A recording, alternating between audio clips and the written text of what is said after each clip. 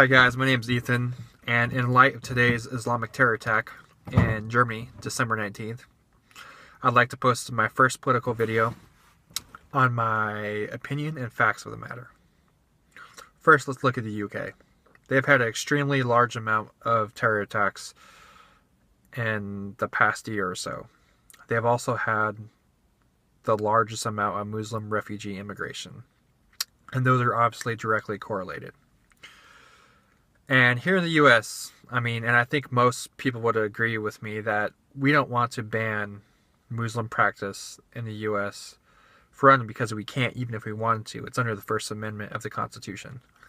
But with that said, we sure shouldn't be importing refugees from countries that are known to have a strong ISIS presence and influence. And to be honest, I don't think we should be importing any refugees, considering the fact that we have veterans in our streets. The same men that risk their lives for their country get treated like nothing. They don't get a second look. And also I want to discuss something that most people don't know. It's called Al-Taqiyya is the pronounce. I know I'm messing up the pronunciation there, but basically it's a Muslim philosophy under Sharia law that says to Muslims, or encourages them to lie and hide their true intention of what they claim to be in Islam.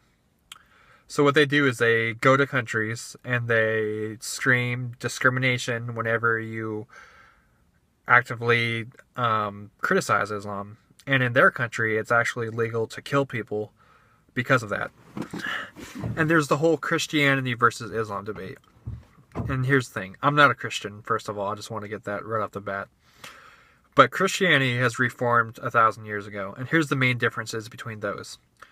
In current modern history, we're not having Christians go around and kill mass groups of people in the name of their religion.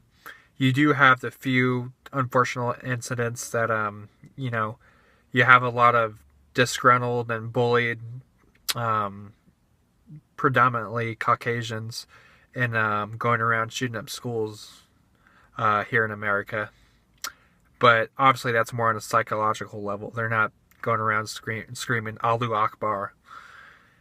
And so with that said, Islam today is never reformed.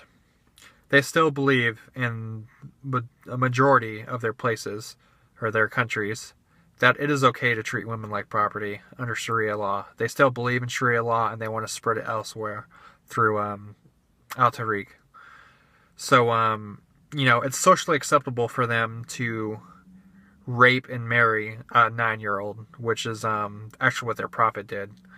It's socially acceptable for them to mutilate female genitalia. It's socially acceptable to them to honor kill. I saw a video the other day on Facebook. It was basically a Muslim woman dancing, obviously in a Middle Eastern country, on stage. And one of her parents came up and literally shot her in the back of the head on stage, and no one did nothing. They dragged her body out of the club, and no one said anything, no one did anything. All because of the reason she was dancing on stage and disgraced their family. And that is socially acceptable there.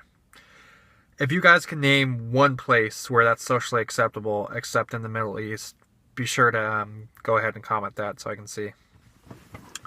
And statistics don't lie. Christianity is nothing compared to Islam. It's that's the key. It's socially acceptable norms in a culture, and Islam just does not conform to Western culture, and anywhere, as a matter of fact, except for the Middle East.